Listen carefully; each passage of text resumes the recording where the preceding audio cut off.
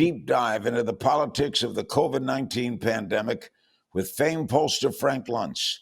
He says the president is walking a tightrope as he marches toward the fall election. What does that mean? And what are the implications for campaign 2020? Frank joins us from Los Angeles. Frank, the most recent CNN poll of polls shows that President Trump's general approval rating is trending down. Does that surprise you? Well, it's very difficult for him, and New York has just faced its most significant challenges, so I guess I'm not surprised. Normally, a president gets a significant bump in times of crisis. This president's bump was about 5 points. It still gave him his highest favorability of the presidency, but it wasn't anything like George Herbert Walker Bush or George W. after 9/11. Other presidents, JFK after the challenges of Cuba. This president, it is a tightrope because there are so many people who've made up their minds about him, either positive or negative. And there's really very few undecided voters right now. But if he wants to feel secure, if he wants to head into this election with a better than 50-50 shot of re-election, he really needs an approval rating of about 50%, and he does not have that now. To your credit, when you were last here in late February, you said that Donald Trump's re-election chances were good unless the coronavirus epidemic became larger and more disruptive. Did you see that coming? I saw it coming. I still see it coming. And I still believe that this election, in the end, is going to turn on, it's a horrible thing to say, but it's going to turn on how many people die. It's going to turn on whether the perception is that it is Trump's fault or China's fault that we had this crisis. And it's going to turn on Joe Biden, because we may not have conventions this summer. It's still possible that they will be like this interview is, done online. But we are most certainly going to have debates. And in that debate, Biden is going to have to show that he has the capability not only to lead the country, and not only to be the Joe Biden of the past, but the Joe Biden of the present. It is not just going to be a referendum on Donald Trump. When the two men sit down and debate each other, Biden's going to have to prove that he's ready to step in. He is from an experience standpoint, but he's going to have to prove that he is ready and capable from a communication standpoint to take over from this president. And we don't know now in April the way things are going to be in October. Frank, no one's better at this than you in all the years I've known you. Do you think Biden can meet the challenge? I do. And that will surprise a lot of people that I say that. But that doesn't mean that he does. Donald Trump has the capability to impress, but he doesn't seem to have a sense of humility to know when to step back. And I think that both candidates are going to enter this election. And to me, the election really starts on Labor Day. They're going to enter it with more people thinking badly of each candidate than well, that we are going to have a higher percentage of Americans that disapprove of both individuals. And in the end, it's going to be decided by those people right now. It's about 6% of the vote that have a negative perception of Donald Trump, a negative perception of Joe Biden, but believe that they absolutely positively must vote. And we don't know where those people are going to go. Does that mean, Frank, that Biden's vice presidential choice is very, very paramount in this race? I think it's going to be even more important than John McCain's VP nominee in 2008. I think that among that 6%, and that's all it is, 94% of Americans have already decided who they're going to vote for. And frankly, there are only 11 states that are really in play. I think that the vice presidential nominee for Biden will be important for about 5 or 6 days until the Republican convention happens. And then those two are going to have a debate. And I got to tell you, watching Mike Pence debate against the Virginia senator against Hillary Clinton's choice, Tim Kaine, showed the power of what a vice presidential nominee can do. Mike Pence is one of the best debaters in American politics today. And whether you like him or don't, he is very skilled at that art. We're going to have a vice presidential debate. It is going to matter this time. And I'm convinced that Joe Biden is going to choose carefully. Are we going to have conventions? Oh, Donald Trump absolutely wants one. I don't know whether the Democrats do. We will be open for business in August. But how many people are going to be willing to be in a room, in a convention hall with thousands and thousands of people? You're wearing an LA Dodgers hat, and you and I share love of baseball. I wonder how quickly we're going to go to a stadium and join that game again. We're not going to have a vaccination by then. We are going to be over this virus, but we're not going to have that vaccination. And I question whether Americans in August will still be doing the same things, or I shouldn't say still, will be doing the same things we were doing last August. We may have no sports at all the rest of the year. I mean, that to me is, I love, even more than politics, I love sports. And the idea that we're not going to have a baseball season, the idea that we're not going to have a football season, this tells me that it's going to take a while for us to come back. That those who say that May 1st or May 15th, you're going to open the doors, we're not going to. I'm a pollster, and my job is to understand public opinion. And I know that a significant percentage of the American people are afraid or anxious.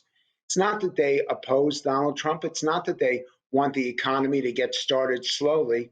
They're simply nervous about engaging in traditional public activities. Restaurants are going to start slowly. Not only sports, malls are going to start slowly. Hotels are going to start slowly. Airlines are going to start slowly. So even when we open up, we're not going back to the way things were for many months or even years. I really believe this in the polling that we have, that the American psyche is different today than it was 90 days ago. Over the weekend, Trump retweeted a call to fire Dr. Fauci after Fauci said in an interview that a stronger, earlier response could have saved lives.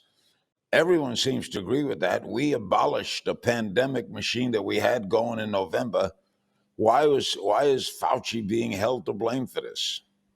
He's not. And I think that was simply tacked on to a tweet that Trump was responding to, and that the phrase, it was hashtag fire Fauci. I've seen a little bit of that, and it's primarily come from those on the far right. I don't believe Trump, that was not the part of the tweet that Trump was focused on. I don't believe that's going to happen. Anthony Fauci has the highest favorability rating of any individual in America today, even though we are just finishing up with Easter and with Passover. Anthony Fauci is more popular. I got to be careful. I don't want to be John Lennon here, but Anthony Fauci is more popular than the Pope. He has a higher credibility level than anyone in America today, than any politician, any sports star, any entertainment star. Anthony Fauci, what he says, people listen to. And Donald Trump is smart to have him around. And I'd actually say, metaphysically, bear hug him, because people trust Fauci that he's going to give them the right kind of guidance. And if you have Fauci's support, you're going to be much more popular and much more credible.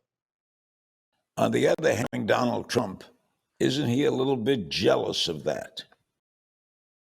He shouldn't be. He may be, but he shouldn't be.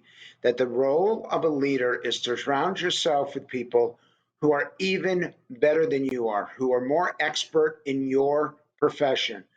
So his economic council has to include people who understand what it is to run a business with 10 people or 100 people or 1,000 or 10,000 people, even 100,000 people. The health council that he's got. And Mike Pence has been getting good marks so far. but Dr. Blix and the people from the CDC and the people from NIH. Donald Trump is, as he says, not a doctor. He's not a scientist. He's not a researcher. So his responsibility is surrounding himself with people up on that platform and giving them the chance to be heard. So in reality, this is a very good thing for the country. And I just wish someone would tell the president that give them even more time to be heard, and it would be good for you. Give them less time to be heard, and while you may be center stage, it doesn't work as well. Do you expect President Obama to take a very active role in November? Not only President Obama, because he is the second most popular Democrat, I expect Michelle Obama to be hitting the campaign trail. She is tremendous. She's not just respected, she's loved. And she has tremendous influence. And those independent, undecided voters, a significant percentage of them are women. And I would actually rather have Barack Obama brings both positive and negative. Michelle Obama only brings positive. And if I were the Biden campaign, I would ask her specifically, give me 3 days in Michigan, Wisconsin, Pennsylvania, North Carolina, Florida, particularly northern Florida. I would ask for 3 straight days with her because she's going to have even more influence than Barack. And Larry, if I can, I need to do this because there's one elected official that I've not spoken about in my Twitter or any interviews like this, and that is the governor of California, who has done an outstanding job. I believe you're in California. I know I'm here in LA. And the fact that we have not gone through what New Yorkers went through, Andrew Cuomo does an excellent job at presenting the facts, and his briefings have been incredibly informative. But it's actually the governor of California who, through his early action, when people thought it wasn't necessary, Gavin Newsom deserves a tremendous shout out for doing such a great job for the state and for cooperating with Mayor Garcetti in LA, which is a lot better than what Cuomo and the mayor of New York have done. Okay, Frank Luntz. George W. Bush, who can't like Donald Trump very much, is a Republican. Does he campaign for him? I don't believe he does. I don't believe the Bush family gets involved. I think the blood was so bad between them in 2016, and it's very difficult for the president to get on his knees and ask for his support or ask for Mitt Romney's support. I think Trump he's become the leader of the Republican Party. He's become the most sought after spokesman. His rallies, up until when he couldn't do them anymore, were still very, very well attended and were still very intense. I think Trump goes it alone, and that may be a mistake on his part, but I can't see him standing on stage with W, and I can't see him standing on stage with the most recent nominee, Mitt Romney. Well, that's going to hurt him badly, isn't it? Because they certainly mean votes. Well, I know that I look at Michelle Obama, and I know that she means votes among women. I know that AOC can be very helpful to Joe Biden among voters on the left who supported Bernie Sanders and feel a little bit lost that Biden's not their cup of tea. On the Republican side, I expect there to be significant church involvement, that the born again, the Christian community will be active. The Jewish vote, because of the president's strong support for Israel, has never been up for grabs in a presidential race. It could be this time. And in a state like Florida, it really does matter. But I think when all is said and done, it is simply Donald Trump versus Joe Biden. And all these other aspects may help a few thousand votes here, a few thousand votes there, but it's really not significant. It really is Trump, Biden for this election. And what woman do you think is in the lead in Biden's mind? Well, if I were him, and obviously I'm not, I'd be looking at a governor. I would not be going with Senator Klobuchar because The Democrats already won Minnesota. It is a swing state, it is up for grabs, but I'd be looking for a governor like Whitmer from Michigan. And the fact that she has taken on Trump pretty vocally in the last few weeks tells me that she herself wants to be considered. I think she's the front runner. I think Trump needs someone who's dealt with the virus. She's going to have to prove that Detroit was an anomaly because we know that city is suffering right now. But I really put her as the most likely choice. And finally, Frank, since pollsters like to go on the past and you have nothing to go on because there's never going to be an election like this one, what are your forecasts? I'll come back to you before it's over, but right now, what are your forecasts? I can't call it. And the fact is, you're one of the few interviews that I do because you're Larry King. And I don't want to be in this situation. We're going to have the most negative campaign we've ever had. They're going to have the most negative ads we've ever had. These debates are going to be highly destructive. Whatever sense of coming together that we have because of this virus, I'm afraid is going to get torn apart by politics. And there are very few shows like yours, very few hosts like you, that really want to get at the truth and aren't trying to bang the gavel on one side or the other. I am very sorry for this country that we're about to go through it. I'm very sorry for what we're going through right now with so many people sick. And it breaks my heart. I'd like to give you a prediction, but I can't. It's too close to call. And so much can happen between now and then. I just pray, I pray that we don't get to 60,000 deaths in America. And I pray that these two nominees will treat each other with dignity, respect, and civility, because that's what the American people need right now. As always, Frank, to quote Dickens, great expectations. Great having you with us as always, Frank Luntz. Thank you.